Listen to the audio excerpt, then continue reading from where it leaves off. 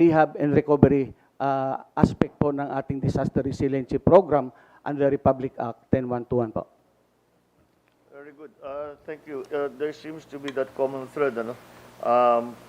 That although the sector we're talking about mitigation, but we have to make the studies because the common theme that we get from the LGUs, not only here, but every time there's a disaster anywhere in the Philippines, that it happens in a different place now. The flooding happens in a different place. The landslides happen in a different place from where they usually do. So the governors, they try to plan. We're accustomed, alam na namin yan. We'll send it here to this barangay, to that town, to that ano. Tapos iba naman ang pupuntahan ng tubig. So that's the kind of, so so as to maximize the funding that we will provide, we really have to figure out how these things, how things have changed.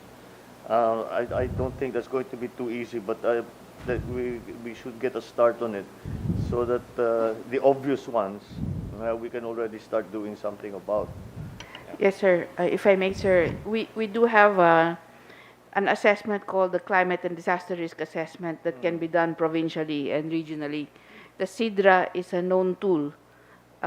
We don't know how many provinces are actually using it, but there are a few already doing climate and disaster risk assessment as a basis for the budget for prevention as well as anticipatory action for rehabilitation recovery. Sir, DOST is very material here because it is the climate projections based on the data from DOST plus the multiple hazard analysis that combines earthquakes as well as other types of hazards. And we're here po to assist in terms of the climate and disaster risk assessment. We can provide that training and as in partnership with DOST and OCD, sir. And remember what we were discussing the other day. Maybe we can get help as well from some funding from international institutions, because it's clearly very much an effect of climate change, and we can hope. Let's try to access those resources. Meron naman, I think meron yan eh.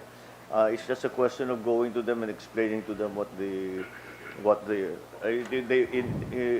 we still have to bear the largest part of the load, the government, naturally, but that can be of help to us pag meron tayong assistance sa mga foreign funding institutions. Yes, sir. And we do have some provinces already enrolled in some of these foreign assistance. Yeah. We will just determine, sir, in terms of the region, how many are actually part of the existing foreign assisted, and we can also apply for further assistance from other partners, sir. Marami namang foreign assistance, but I'm talking not only in funding, also the technical. Yes, sir. So, Yes, sir. Because they bring the experts from international, the best people for the effects of climate change mitigation. We should try and I think that they will be very interested to see how it's playing out here in the Philippines. Yes, sir. Particularly for Mindanao, sir, there's a great interest. Thank you, sir. Yeah.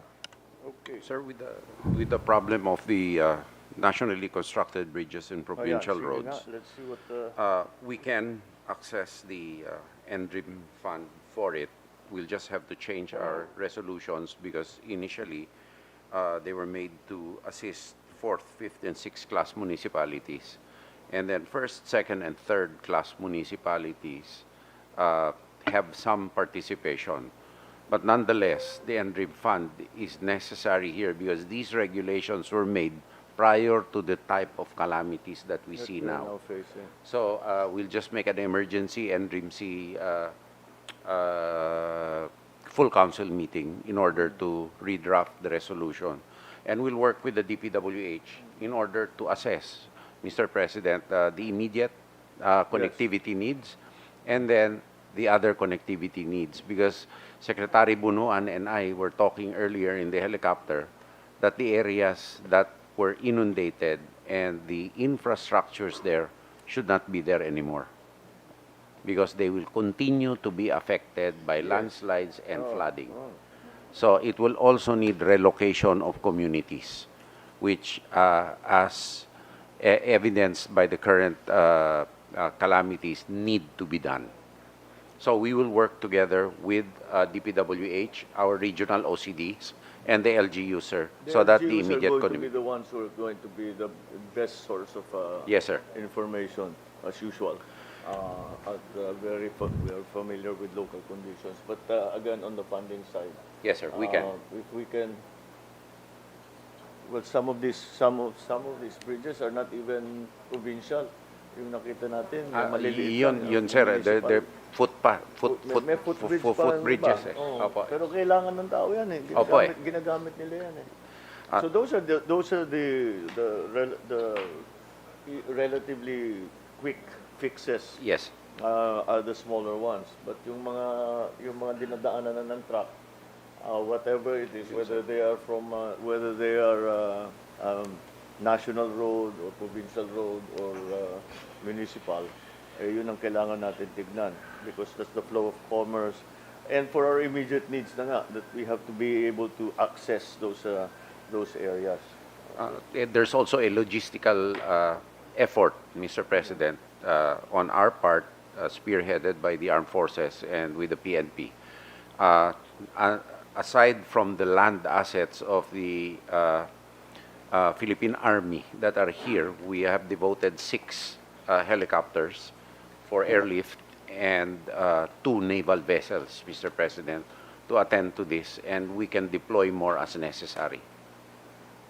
Thank you, Mr. President. And Sec Benher has an intervention, sir. Okay. Yeah. Second, yes. Yeah, Mr. President, on the part of the ALG, the Bureau of Fire and the PNP is also helping our LGUs. And likewise, I was listening, and the problem is the drinking water. And it's quite difficult to reach them because of the bridges that were destroyed. But we've got this backpack portable. I just called up MMDA, and they're more than willing to send their teams here, Mr. President, as soon as to help our LGUs. And likewise, tama po si Mr. Dayang Hirang, magagaling po ang ating mga governors, ang ating mga mayors because of the upland list that we have, the checklist on the ground. At kaya medyo nabawasan po talaga. Maski na grabe ang damage, halos yung fatality, yung konti. So I would like to congratulate really the executives. If there is Thank any you. good news in this, it's that the quick action, quick response of the local governments has minimized the casualty rate. Although, having said that, yung infrastructure na damage talagang malaki. There's agricultural damage as well, but the more difficult one to fix will be the infrastructure damage. The bridges, the approaches, the roads, all of this infrastructure that we have seen. That kasi naman it was built, hindi dinadaanan ng bagyo na hindi dinadaanan ng tubig dati yan eh. Kaya it was built to the conditions that existed before. Nagbago nga eh. So that's why we'll have to redesign everything and make sure that if it happens again, medyo mas matibay na yung ating mga gagawin. All right. Okay, yes. President, I was supposed to do the response, but luckily nasalo na ako ng OCD. My presentation's already been vended into their presentation. But Mr. President, 3 things na paulit-ulit ko kasi sa ways forward ng mga governors and yung family food packs. And based on your instruction, lagi yun yung priority. Nandun na ho kanina to. That's the disaggregated data of how much family food packs we've released. This one's dated yesterday, but kanina, as of the presentation, it's close to 250,000 family food packs just for this region. Admittedly, Mr. President, it's one of the larger releases natin, but we have more in the warehouse and more is coming in. And based on your instructions, now we'll keep on sustaining it. So one way or another, we've communicated to the governors, the congressional representations, the mayors, that they can lodge the request sa regional office. We still have stocks and will continue doing so. Mr. President, also, I'd like to mention that over the weekend, tama si Sec Gibo, the Air Force and the Navy have been moving our goods from one point to another. In fact, doon sa kina Kong Chino and General Generoso, it was the Navy that brought the family food packs. And then doon, Gov, sa couple of towns in Caraga, it was airlifted by the choppers ng Black Hawks ng Air Force. And they'll continue doing so. We still have the goods, so we'll continue moving that, Mr. President. Number two, Mr. President, the mention of the emergency cash transfer, Yes. which we've also instructed na people will have to move from food to cash. Yes. So as mentioned, the Davao del Norte group has already submitted their list. We initiated the payout yesterday. But may dagdag pala, so we'll just wait for the listing ulit. I think the provincial government and si Kong Duhali has been very active in scouring the area and giving us the list. We've already made representation and spoken to the congressional representatives, the governors, about the other provinces na sana mabigay na yung list so we can start doing the payout. So we can transition from food to cash. Kasi you always say nga na, Mr. President, na hindi lahat ng kailangan nila matatagpuan doon sa kahon. Exactly. Also, based on our discussions, they really need the cash because nga, some of them may not have been affected physically yung bahay, but yung livelihood, hindi nakapag-ngisda, hindi nakapagsaka. So, I think we've already squared off with almost everybody in the table privately, one way or another, over the week na if they can send the list over, we can immediately download the cash sa regional office namin and initiate the payouts. We're also adding more special disbursing officers para simultaneous sa iba-ibang mga probinsya. And last, Mr. President, the next slide, the more important slide that I've been tasked to read, yung sa Office of the Presidential Assistance. Oh, Yeah. yes. Mr. President, I was tasked by your office to go through this list. So for the information of the governors and the affected LGUs, on top of the emergency cash transfer, Hiwalay Huto, our President has authorized the release from his Presidential Social Fund a total amount of 265 million.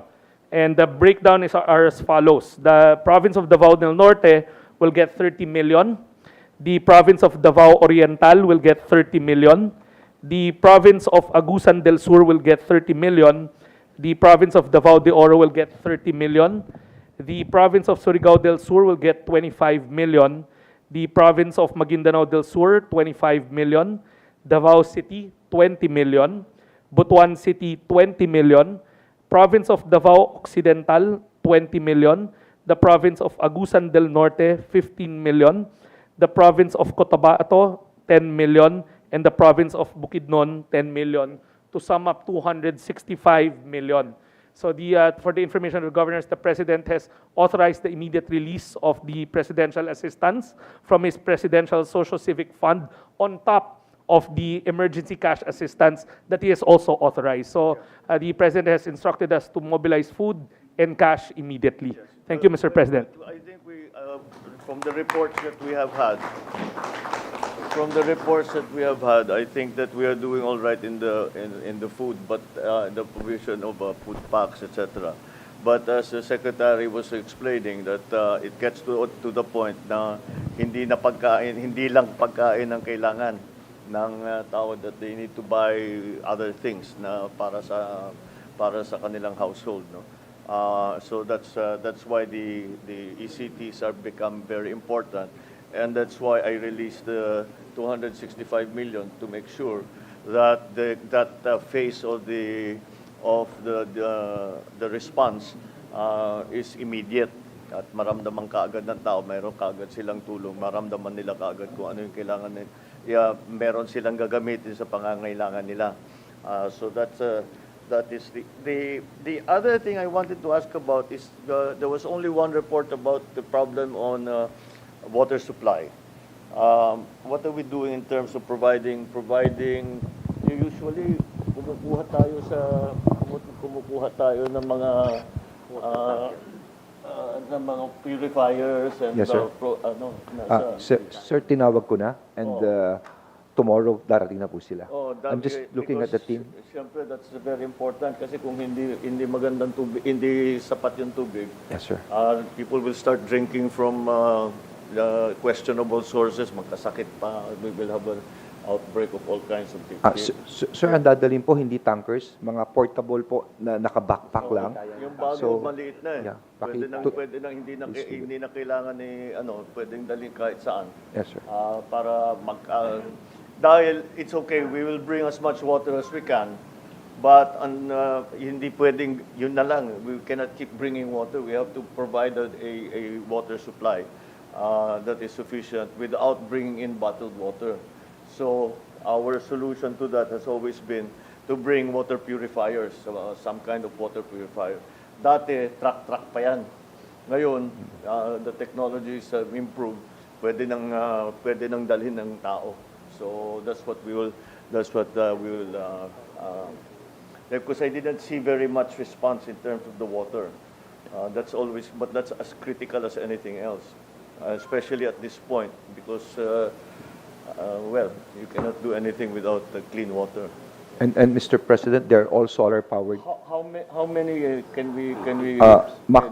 We could immediately mobilize at least 80 teams, and we're actually asking for more from MMDA. Oh, sige. So I will just coordinate with the Sekibo for the transportation tomorrow. Just bring especially the more isolated areas.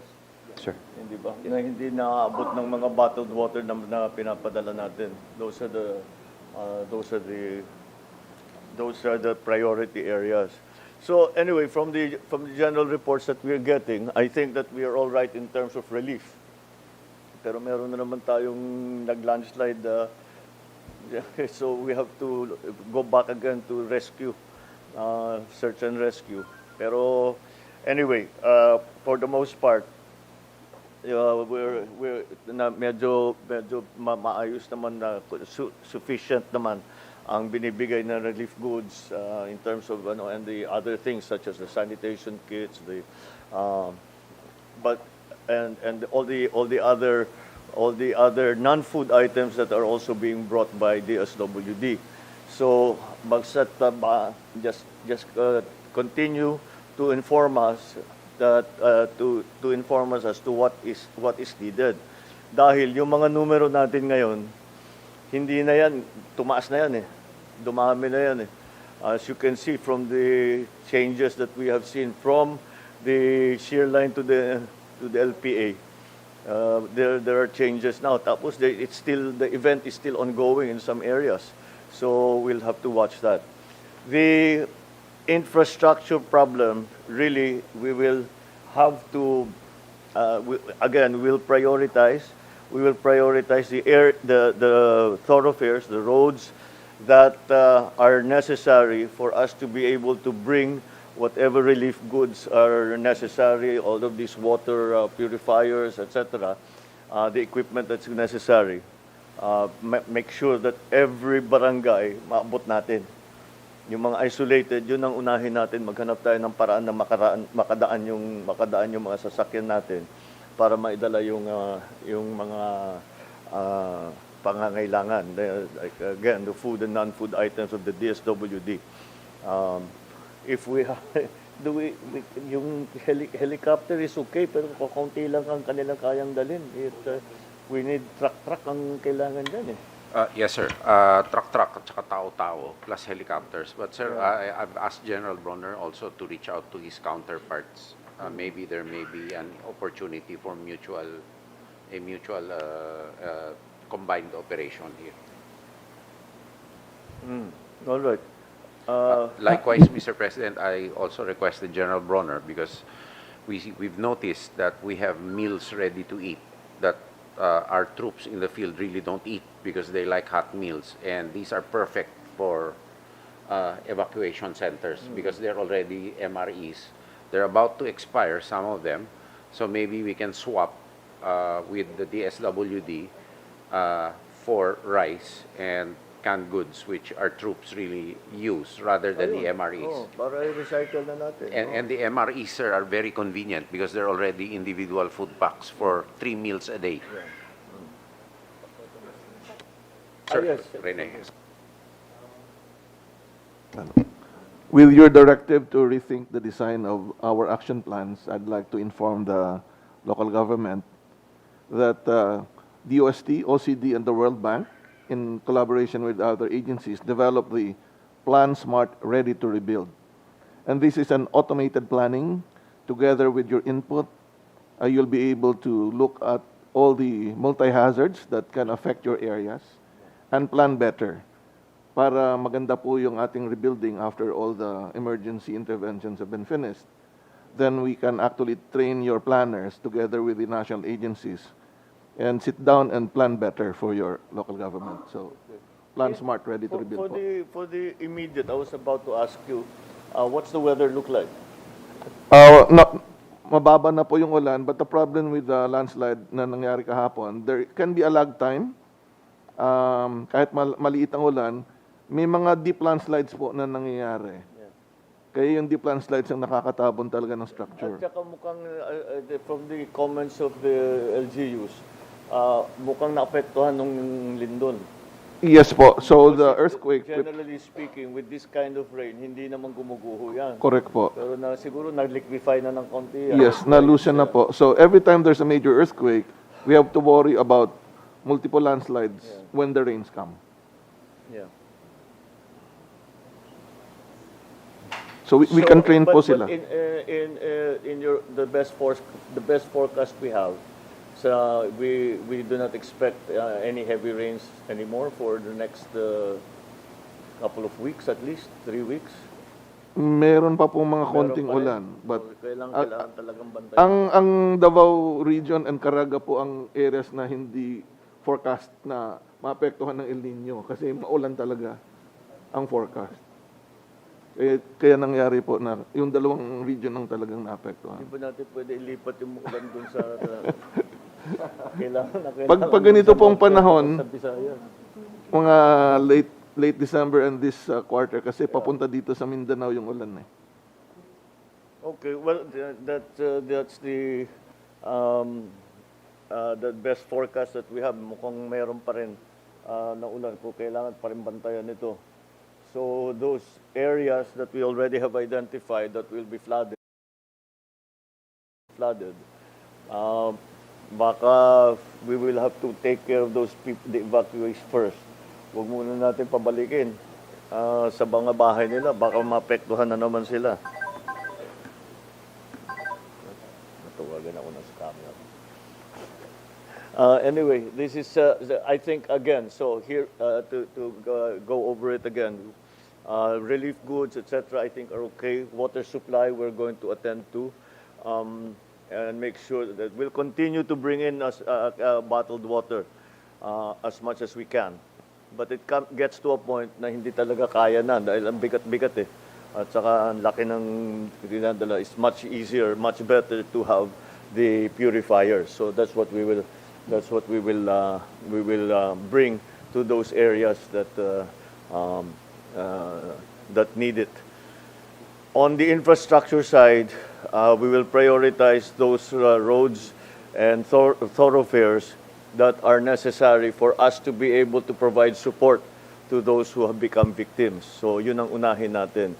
On the longer term, we really have to start looking at the designs of these bridges and roads to see if they are still the designs are still compatible with the weather patterns and the effects that DNR is going to provide us with the guidance in terms of how we proceed, because we cannot kung i-rebuild lang natin lahat ng nasira, ganun din ang mangyayari. That's the same thing will happen. Or if we're going to rebuild it, we have to rebuild it maybe in a way that is kailangan mas matibay, kailangan it's stronger, etc. All of that. So that's something that I think that we can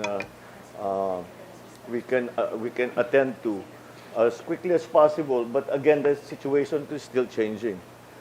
All right. So and then in terms of the cash transfers, that one is immediate. So it's now up to the LGUs to provide us with the listing, etc. But we will already release this. Kayo nang bahala kung saan nyo dadalhin. Because of course you know kung sinong nangangailangan more than anybody else. All right. I think that that pretty much covers everything that we have. Are there any other things that the governors, congressmen would like to talk about? Na ano pang kailangan ninyo? Mr. President, just to add, kausap ko na po yung MMDA. Tomorrow, they'll be having here 80 machines which will give about 180 gallons per hour ang isang makina po. So madami po ito dire-diretso po. Yes, sir. Very practical yung Yeah. mga water 180 gallons per purification. hour.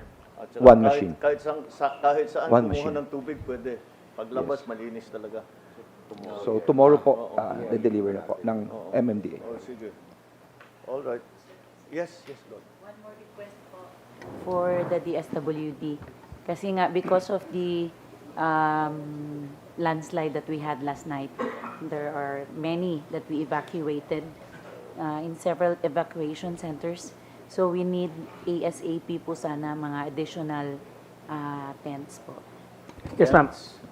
Tents po. Tent shelters. Shelters. Kasi andun lang sila sa mga gym, yung iba, tapos walang... Baka ilan ng evacuate? Kasi 800 families. Oo. Kasi 3 barangays po yung na-evacuate namin. Sige, Gov. We'll mobilize it. Meron ho kami. Kakadating din lang. Okay. Thank you po. Oo. Kasi we nakapag-forward placement tayo. In other words, bago pa dumating, nailapit na namin lahat ng gamit. So that's why the response was relatively quick. But again, for that, we have to hear from you, from the local government, kasi kayo talagang nakakaalam. I mean, the national government is only here to support you with all of this. But you have to make the request to us para naman mabigyan natin ng tulong. Mr. President, Yes, please go ahead. Mr. President, ang immediate po na kailangan ng Davao del Norte is yung pagkain, tubig at food packs po at yung mga gamit po sa mga bata para sa pagbalik nila sa eskwela. And tanong ko po, Mr. President, ito lang po gusto ko lang i-clear. Kung during the distribution of the food packs or any support coming from the national government or coming from the Department of Social Welfare and Development or the DOLE, sino po ba ang authorized to distribute? Is the local government ba, like munisipyo, the city, the province, or depending on what the assistance is. to the any elected official po? Yes, go ahead. Gov, like in the food packs kasi, iba-iba yung request na natatanggap namin. And we try to fulfill ng sabay-sabay. There will be requests from the provincial level, we'll give it to the province. There will be requests direct from the mayors, we give it to the mayors. Yes. There will be requests from the Congress people, we'll give it to the Congress people. So at this point in time, I would assume dahil lahat tayo busy, Yes. the different elected officials are all tasked to move all at the same time. So yun. Usually, ganun ang sistema. Yes po. Sa local government talaga binababa. Meron like yung sa DOLE, sa bawat isa, silang nag-a-assess Silang gumagawa ng assessment. But for the most part, it's really local government. Kasi sinasagot lang namin yung request ninyo. Yes po, Mr. President. Kasi during calamity, ang kumukuha ng data at ang gumagawa ng quick response is the munisipyo, the city, and the province. And also collecting data, kami ang lahat ng in charge, yung LGU at PLGU. But like what happened in Davao del Norte, minsan kasi may hindi po nakarating sa province, pero na-distribute, iba naman ang nag-distribute. And gusto po ako mag-thank you po kay Ma'am Inday Sara na quick response po, nagbigay kagad siya ng support doon sa Davao del Norte po. Ma'am. Thank you so much po, Ma'am. Anton, you had wanted to add something? Lahat naman na nag-request, doon naman ibibigay. Pag hindi mag-request, hindi nabibigay. Tapos, pag nawawala dito, hindi rin nabibigay sa inyo. Kung wala kayo, we have to go to the next who's there, di ba? So, yun yung man nangyayari. Pero mostly LGU talaga. Yeah. LGU. All the LGUs. LGU talaga ang inaasahan namin. Oo. We depend on the the national government cannot do this by itself. As I said, we support you with cash transfer, with relief goods. But kayo ang magsasabi sa amin kung saan dadalhin, kung saan ang uunahin, saan yung hindi na nga pwedeng pumasok, etc. etc. That's why makita naman ninyo, pagka maganda yung quick response ng ginawa ng LGU, kagaya ngayon, may magandang effect talaga. So that's why we are trying to improve our forecasting para makapag-warning kami na maaga sa inyo na makapaghanda kayo for whatever it is that is coming your way. So except nung lindol, syempre hindi pa natin ma-forecast yan. So that's the general situation pag-release ng mga resources, mga tulong. So, yes, LGU pa rin, LGU. LGU-centric ang national government. All right, is there anything else that anybody would like to add? All right, thank you very much. Thank you. We are adjourned. Thank you, Mr. President. At this point, the President shall lead the turnover of assistance from the Office of the President to the affected cities and municipalities in the region. May we call on Governor Dorothy Gonzaga, together with the mayors of Davao de Oro, to receive the check.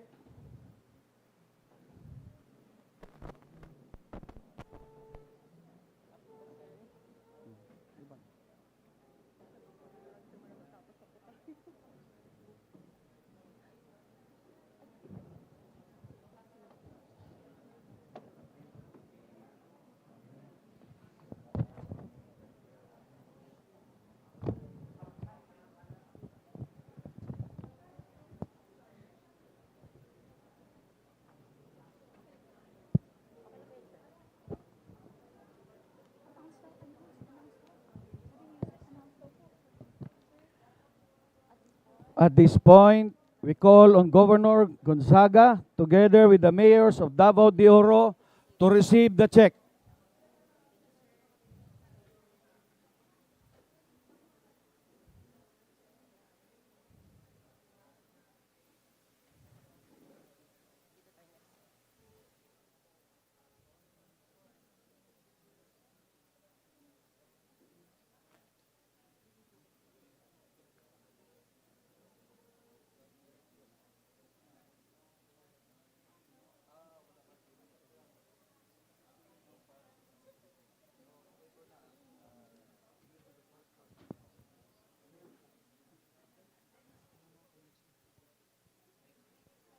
And now, may we call on Governor Edwin Hubahib, together with the mayors of Davao del Norte, to receive the check.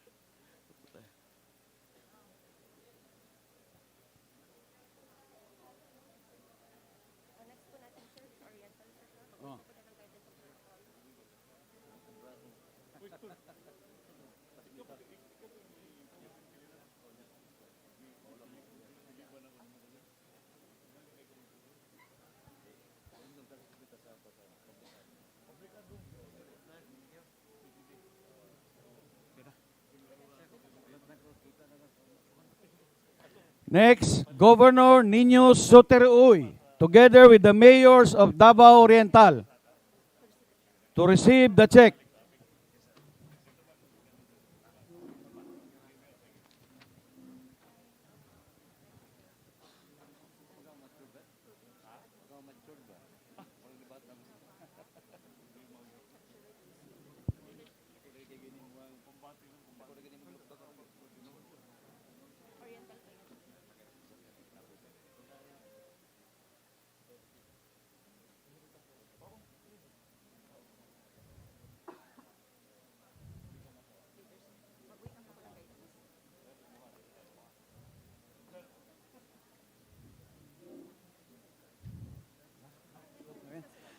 Davao Occidental Provincial Administrator Attorney Geoffrey Navarra, together with the Provincial Treasurer, to receive the check.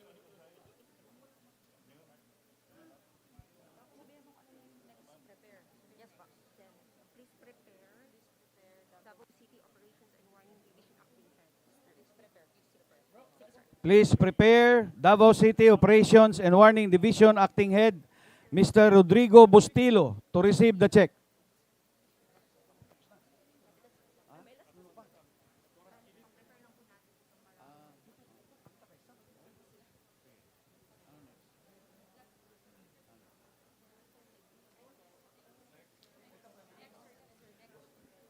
Davao City Operations and Warning Division, Mr. Rodrigo Bustillo, to receive the check.